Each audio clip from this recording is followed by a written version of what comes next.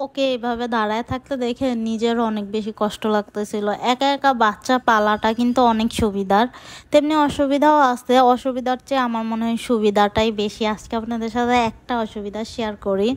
সে আজকে মানে 7-8 দিন ধরে অনেক অসুস্থ।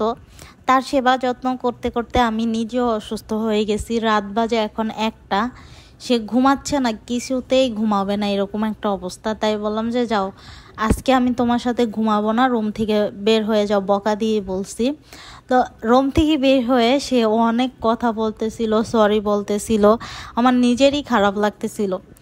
আমি কিন্তু আমার মেয়েকে শাসন করি, তারপর আবার কাছে ডেকে ওর কাছেও সরি বলি, ও আমার কাছে সরি বলে।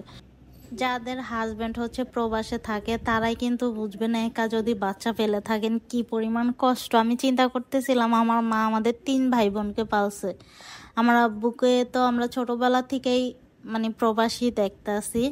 তো একা একা বাচ্চা পালার যেমন সুবিধা থাকে অসুবিধাও থাকে, এমনিতে অসুবিধার চেয়ে সুবিধাটাই অনেক বাচ্চাকে একা পালা। আর আমার মেয়ে এরকম একটা মানে ও লং জার্নি করতে পারে না, কোথাও যায় বেশিক্ষণ থাকতে পারে না, ওর অনেক বিরক্ত লাগে, ও অস্বস্তি ফিল করে। এই জন্য আমি কোথাও যাইও না, মানে একটু ঘুরতে যাব, ও আধা ঘন্টার বেশি বাইরে থাকতে পারে না, ও এসে অসুস্থ ফিল করে।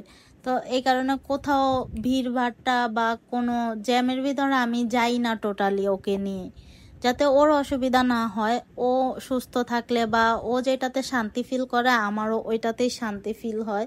দেখেন বিড়ালটা কি করতেছে, আমার এত বেশি মায়া লাগতেছিল যে কেন বকছি। যখন রাগ উঠে যায় তখন নিজেকে কন্ট্রোল করতে পারি না, কিন্তু পরে কাছে ডেকে অনেক বেশি আদর করি।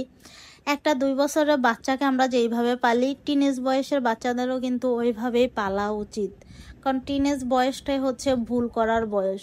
তখন ভুল করবে আর ওই ভুলটা সারা জীবন আপনি রিপিট করতে থাকবেন, তাহলে ওই বাচ্চাটার মনে কি প্রভাব পড়বে আপনি নিজেও ধারণাও করতে পারেন না।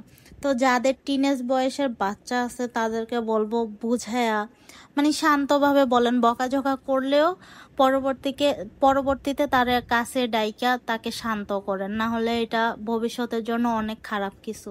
আমি কিন্তু আল্লাহর কাছে অনেক করে চাইছি যাতে আমার একটা মেয়ে দেয় আল্লাহ, কিন্তু এখন বুঝতেছি যে ভাই বাচ্চা পালা কি পরিমাণ কষ্ট, মেয়ে হোক বা ছেলে হোক। কিন্তু মেয়েটা ছিল অনেক শখের, আমার হাজবেন্ড কাছে থাকলে হয়তো এতটা কষ্ট হইতো না।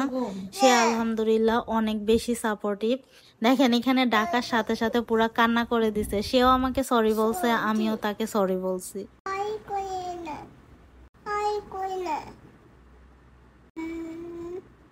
Mama,